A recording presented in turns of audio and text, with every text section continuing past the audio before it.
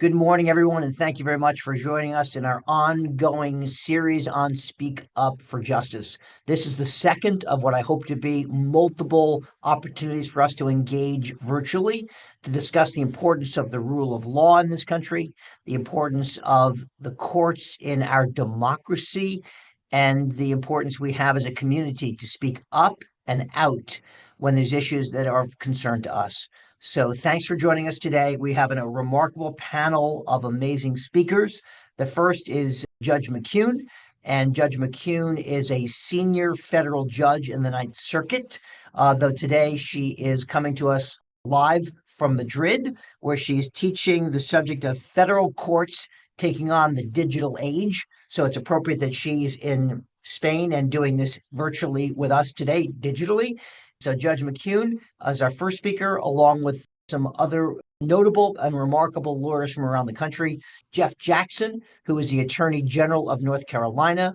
You have Ashley Akers, who's joining us, and Ashley is a prominent young lawyer in America, a former Justice Department lawyer.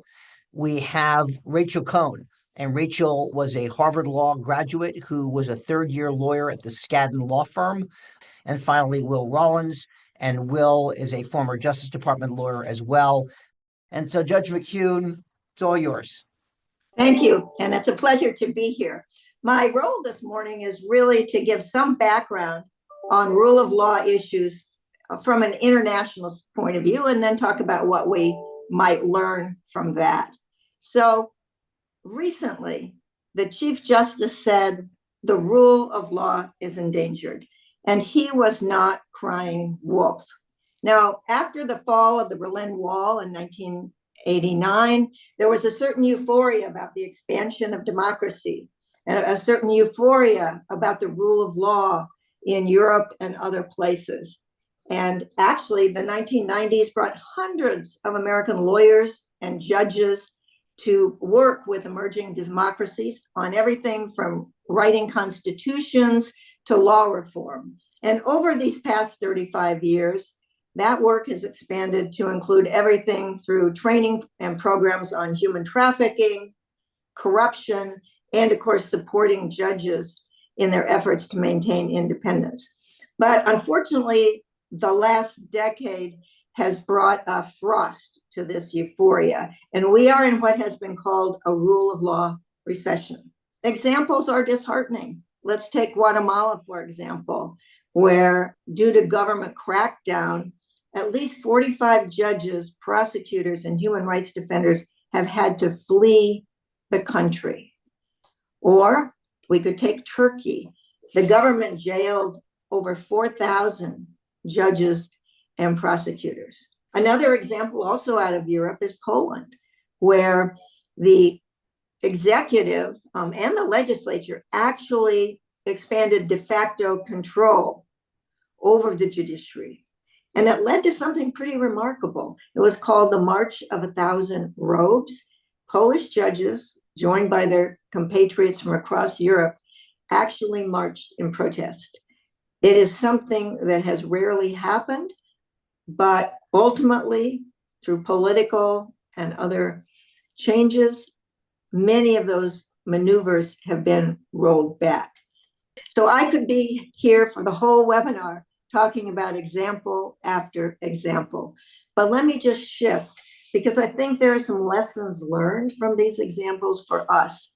Number one, the rule of law is not just a phrase that we use. It's not just a feel-good phrase. It's important to our democratic society, and it has real consequences. And it is endangered, not just abroad, but as the Chief Justice said, in the United States.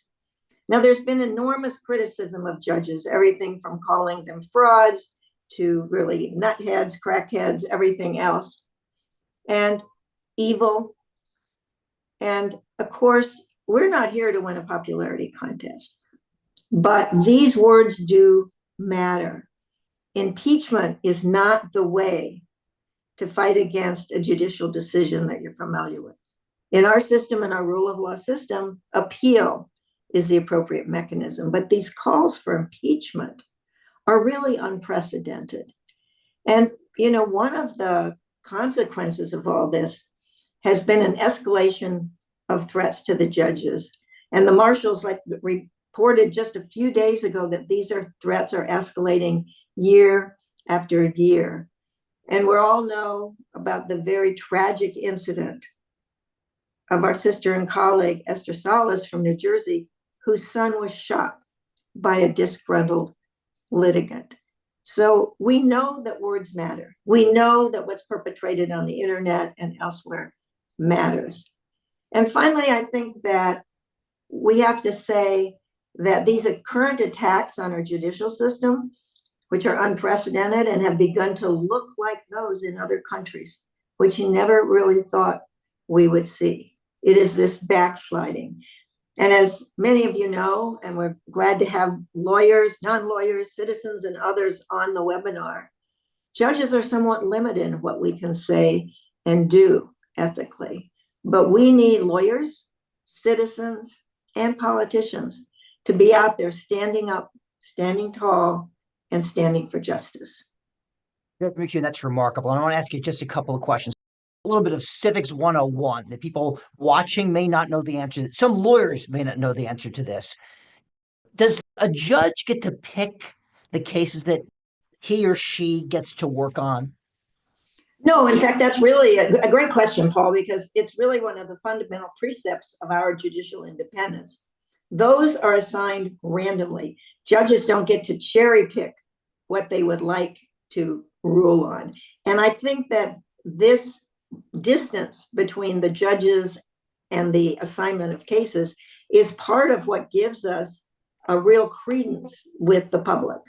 And so, going on that note, are judges allowed to speak up for themselves if they don't like what's happening, if they don't like the criticisms that they have? Are you able to go online? Can you just have a diatribe about what's happening in your life? Maybe only in our head. Fair enough. But in fact, judges don't talk about the cases that are pending. And judges may, of course, from time to time respond to a specific threat, but we are not out there talking about our cases. We're not defending ourselves. So the way we talk, it's through our opinions. And in fact, the Speak Up for Justice platform is really an opportunity for us, the legal community, to speak up for our judges that don't really have an ability to advocate for themselves, to speak up for themselves, to defend themselves. That's what we as a community need to do with you. Would you agree with that? I do agree with that. And of course, the ethical rules permit us to work on, talk about rule of law issues, to talk about threats to judicial independence. But in doing that, we're not talking about specific cases. Beautiful. So look, we have an amazing panel of lawyers that have the ability to speak up for themselves. But I'm going to start with Attorney General Jeff Jackson. And I'm going to put us in gallery view so everyone can see us all at the same time. And then I'll go to speaker view when we start. And General Jackson, you are currently the Attorney General of North Carolina.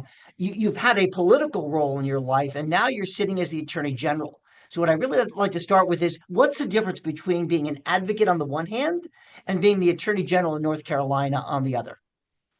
It's a great question. There's a huge difference. I left Congress to run for Attorney General, was fortunate enough to win, and upon winning, very quickly saw that I have a very different set of responsibilities. First, I have responsibility as an attorney, which includes in and of itself a number of subsequent responsibilities like duty of candor, duty of honesty to the court. But I'm also someone who runs a large institution. NCDOJ is approximately 1,000 employees. Everything that I say reflects on them, reflects on the work that they do. They're involved in an enormous amount of litigation. Anything I say could affect any of their cases. So there's that layer of responsibility that, frankly, I did not have as a member of Congress. But most relevant to our discussion right now, this is fundamentally a nonpartisan job. In North Carolina, as in almost every state, there is an R or a D next to your name on the ballot when you run for this job. But as I told people during the campaign, I fundamentally believe that the execution of this job, the doing of the work, it has to be in a nonpartisan manner because it is fundamentally a law enforcement job just on a day-to-day basis. I told folks during the campaign this was going to be about protection of people and not protection of a party. And I genuinely agree with that. I mean, I just genuinely believe that. I've also seen that in this position, there are cases in which I have to provide excellent legal counsel in matters where I personally disagree and for people with whom I disagree. So we represent state legislators in North Carolina who are involved in any number of litigation in their official capacity. And I take particular pride in the level of legal service that we provide state legislators who have been very hostile to me, some of whom have introduced legislation to curtail my authority or curtail the budget for NCDOJ. And I think it's a proof point that our commitment is to rule of law at the North Carolina Department of Justice, such that even our most prominent public detractors get an excellent level of legal service. And I just think that approach in general, commitment, explicit commitment to rule of law, but nonpartisan commitment to rule of law, is a very resonant message right now in this moment, because you shouldn't need a partisan take to be persuasive. When Chief Justice Roberts stood up, as was mentioned, and said the rule of law is in danger, I'm sure he did not feel that he was making a partisan point, because he wasn't. And I think in making the point the way that he did, it does get more traction in this moment, because the hyper-partisan takes are everywhere.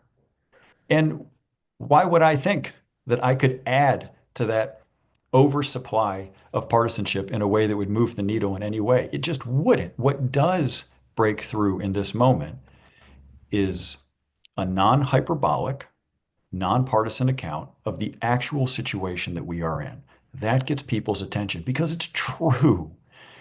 When the Chief Justice said rule of law is in danger, I take him seriously. I don't think he was exaggerating. I don't think the average person, when they have the opportunity to hear a nonpartisan account of the rule of law and the situation we're in, I don't think it strikes them as an exaggeration. I think it's something that they naturally take seriously without having to put any partisan spin on the ball. So let me juxtapose that with being the Attorney General of North Carolina. You take on cases that are presented to you, and you have an obligation to take on those cases, regardless of political issues involved. They come to you as the Attorney General. If you evaluate it as a case you take on, you do that in a nonpartisan way, right? These folks are my clients. State legislators are my clients. Other state agencies are my clients. I have a professional obligation to them that I think in this moment carries great symbolic weight. And I want to want then people take to that see. symbolism and juxtapose that with Rachel Cohen. And Rachel, I'm going to put you on the spot for a moment to talk about the decision that you made months ago to change the firm that you worked at. And why did that happen, Rachel? About 2.5 months ago, my resignation was tendered at the end of March. So I think that one of the things that I try to come back to in that moment in framing that decision and how long people seem to feel that it has been is just how impactful a couple of attorneys' actions can be in this moment, particularly when, as Attorney General Jackson just framed, it's presented in a measured and reasonable way. So ultimately, my decision to resign from my former employer was rooted in a lot of pre-existing advocacy that, again, had kind of moved at a hyperdrive pace, but had taken place in the weeks prior to my resignation and was attempting to get the firms to collectively recognize this moment for what it is, for the real existential nonpartisan threat to legal processes and procedures that we're seeing in this country. And let me stop you just for a moment, because there may be hundreds of people who are not familiar with the decision you made and what it was. So just take us back 2.5 months ago, 3 months ago, to what led to that decision and where you are. As I'm sure many people know who have joined the webinar, there have been a series of executive orders that have been targeted at law firms and attempted to penalize them for past representation of clients that typically run counter to the current administration's interests. So for example, law firm Covington and Burling was the subject of executive action, not a true executive order, that focused on their provision of legal services to special counsel Jack Smith in his previous investigation of President Trump. And so in the face of these orders that were targeting law firms were taking away security clearances, government contracts, capacity to enter federal buildings, including, a lot of people argued, federal courthouses. There was a real need for the industry to collectively name that these were not partisan attacks, right? That there are many, I grew up in a family that both of my parents were JAG Corps members, served the military their entire careers as both active duty and civilian attorneys. And so I grew up mostly in Ohio. I believe very deeply in nonpartisan discourse, or even in polite partisan discourse, where we're really trying to persuade and conversing within the bounds of legal and political framework that we've created, that we've dreamed up for ourselves in this country. And so there was a lot of kind of paralysis within the industry as they decided how to address these executive orders and how to make sure that it was clear that this wasn't a partisan attack on the current administration, but instead a rejection of any type of governmental overreach into what clients a law firm chooses to take on, or what clients any attorney chooses to take on, because I think that there's a real threat of continued escalation toward public interest and government attorneys that we're seeing, and that I know that people on this call, other than myself, are much better suited to speak to. And so I worked with a number of other associates at my own firm and others to try to get the kind of private legal industry to follow the American Bar Association in issuing a nonpartisan statement condemning kind of government overreach aimed at intimidating attorneys, and I think through intimidating attorneys, limiting access to justice and to our system broadly. After several weeks of that kind of advocacy, we had an open letter that was signed by anonymized associates from, I think it was almost every firm in the AmLaw 100. I don't think we ever got a Wachtell, unfortunately, but that's the most partisan I'll get on here now. But we had over 1,500 signatories kind of asking for a collective response, because since this is an existential threat, as opposed to a difference of political opinion, it's very important that we act and speak collectively and in a measured and honest way. And particularly as I and other associates were speaking on this, it was clear that message was resonating with people, exactly the way that Attorney General Jackson said. But unfortunately, after Paul Weiss entered into an agreement with the Trump administration, up to that point, we'd seen firms fighting these executive orders in court because they are outside the bounds of the normal, outside the bounds of the Constitution. And so once there was an alternate path, it became extremely clear that the industry wasn't going to act collectively, and that the efficacy of internal advocacy had run out, for me personally at least. And so I submitted what I coined a conditional resignation that basically asked the firm to lead the way on collective response to the executive overreach that we were experiencing, or that I would leave at the end of my 2 weeks. And that became much more public than I think I could have possibly anticipated, and then brings us to today. We all take an oath in the United States when we practice law. This is the California oath that individuals take if they want to practice in this state. What it says in part, to be a California lawyer, I will faithfully discharge the duties of an attorney and counselor at law to the best of my knowledge and ability as an officer of the court. I will strive to conduct myself at all times with dignity, courtesy, and integrity. And what I really am interested in discussing for the moment is what it means to be an officer of the court. And I want to begin the discussion by noting that a few weeks ago, there was the Deputy Solicitor General, Edwin Needler. And Edwin Needler finished his 160th argument before the U.S. Supreme Court, and all 9 justices gave him a standing ovation because it was his last argument before the court. And they lauded him for his belief in candor, care, and integrity in the way he presented his arguments to the court. And so, Will Rollins, what does it mean to be an officer of the court? Well, thanks, Paul, and good morning to everybody. My name's Will Rollins. I'm a former federal prosecutor. I specialized in counterterrorism and counterintelligence at the Department of Justice, and that was a job I'd wanted to have since I was a kid when I watched the Twin Towers collapse on 9/11. And, I think talking about that oath is a perfect segue because it's one of the first things you do as a federal prosecutor. And that oath requires you to support the Constitution of the United States. You don't take an oath to any one person, to any one political party. And I thought it would be helpful this morning to share a very personal story about how I developed an appreciation for that firsthand, because in 2019, I volunteered to help the U.S. Secret Service when I was in AUSA to protect President Trump twice on visits to Southern California. And I didn't volunteer to do that because of my own politics. I volunteered because if our leaders aren't safe, then our Constitution, our democracy, our rule of law aren't safe either. And a few years later, that principle really hit home for me when I decided to run for Congress myself, and law enforcement detained a man who said he was going to assassinate me. And I'm not going to lie, after speaking to the detective, I wondered if I had made the right decision to trade a career where I helped federal agents respond to death threats for a new job where I now received them.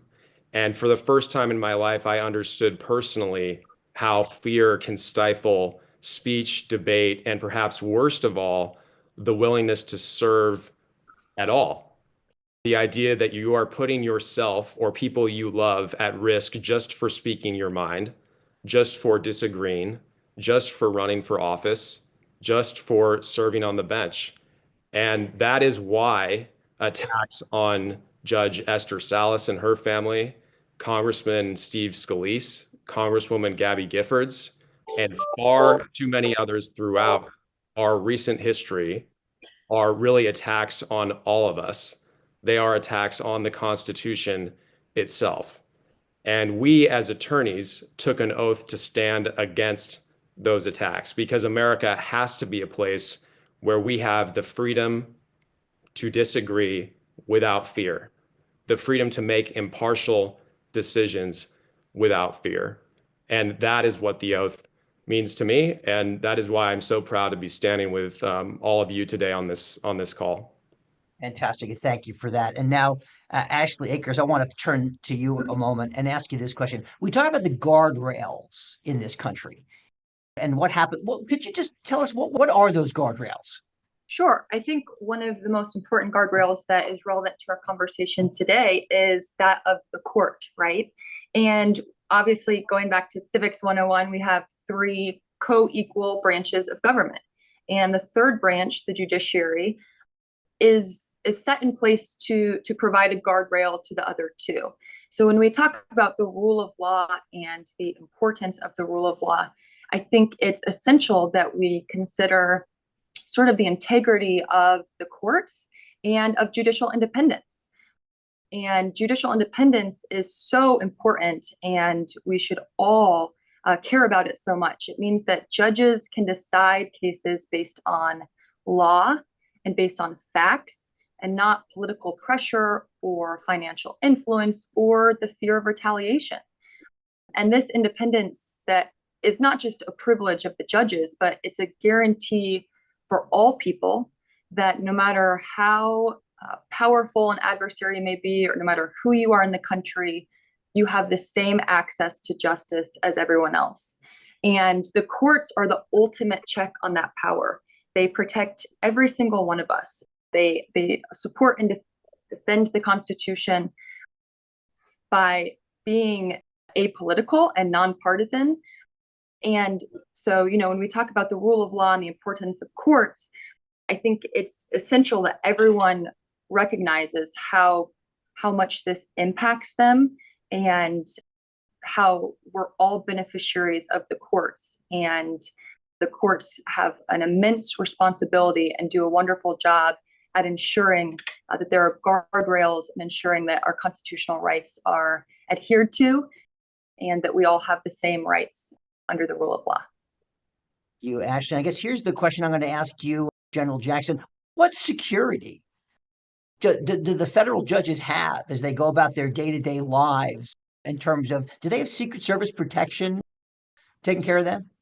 Our security is provided by the U.S. Marshal Service through the Department of Justice, and they are spread thin, but I think have done the best they could do with their resources. The difficulty is that security is almost always limited to the time in court. So the minute you get in your car and you drive home, or the minute you go home, although we may have alarm systems or other devices, then I think the security begins to waver. So that is a real serious concern, not only for judges, but of course for other elected and appointed officials.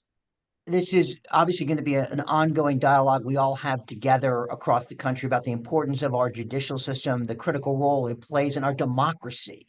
And maybe let's talk about that for just a second. Ashley, tell us, the viewers, what the role the courts play in our democracy. That's a small subject. You've got 2 minutes. Yeah, sure. I mean, the courts are the ultimate check. And I already said this a bit, but they're the ultimate check on our democracy, because we are a democracy based on the Constitution, right? And based on the rights enumerated in that Constitution. The judges in the courts are the ones who ensure that those lines aren't crossed, to ensure that people have equal access to justice and people are entitled to bring cases before the judges and to be heard in court. And so courts, I mean, it's essential to have courts to have the support of people, of the judges and the courts. And so it's really important at a moment like now that we really highlight and don't normalize or rationalize attacks on judges and on the courts, because by doing so, we're harming ourselves and we're harming the protector of our constitutional rights. And I'll leave it at that, Paul. That's a perfect place to leave it at. And look, the fact is, I know there's hundreds, if not thousands of people that want to know what can we do? What can we do affirmatively? What's the call to action that can engage us? Because look, we need everyone to be engaged. This is not a single process. This is a process that we as a nation need to unify around these issues now, or suffer significant consequences if we don't in the future. On the Speak Up for Justice website shortly, within the next 24 to 48 hours, there will be different opportunities you have to engage, whether it's getting the address for your legislator to have a letter sent to that legislative assistant, or more active participation in going to rallies, because there's rallies happening across the country. We'll have resources for you on the Speak Up for Justice website that you'll have access to consider engaging in yourself or sending to your friends or neighbors that want to do this in the future. 30 minutes goes like the snap of a finger. And despite our preparation to have lots of subjects we wanted to cover, it's not going to happen today. But this is an ongoing discussion we're going to continue to have together as a community, as a nation, as a community that really cares about this framework that has been around for about 250 years. And I'm hopeful will continue to be around. We've suffered a lot of setbacks in our history, and we've overcome all of them, not least of which was the Civil War. And we overcame that. So we will work together to find balance, as Judge Salas likes to say, to find the light, as I now say myself, from the darkness, so we all find a path that we can work on. And to your point, Rachel, in a very non-partisan but way that we can work. It's important to have partisan views, but to share them civilly and respectfully, and engage in a dialogue, recognizing that people have different points of view. Judge McKeown, I'm sure in your time on the bench, you've had different people who've passionately argued for their views one way or the other, right? And General Jackson, you take on issues that you may not necessarily personally believe in, but you follow the rule of law in advocating those positions. And I know, Will, you did that when you were a Justice Department lawyer, and Ashley, in your role with the Justice Department as well. So we're going to work together. We're going to do this again probably next month. And again, my thanks to my participants, to Judge McKeown. Good luck in Madrid. Please come home. And my thanks to all. Have a great rest of the day, folks. We're out.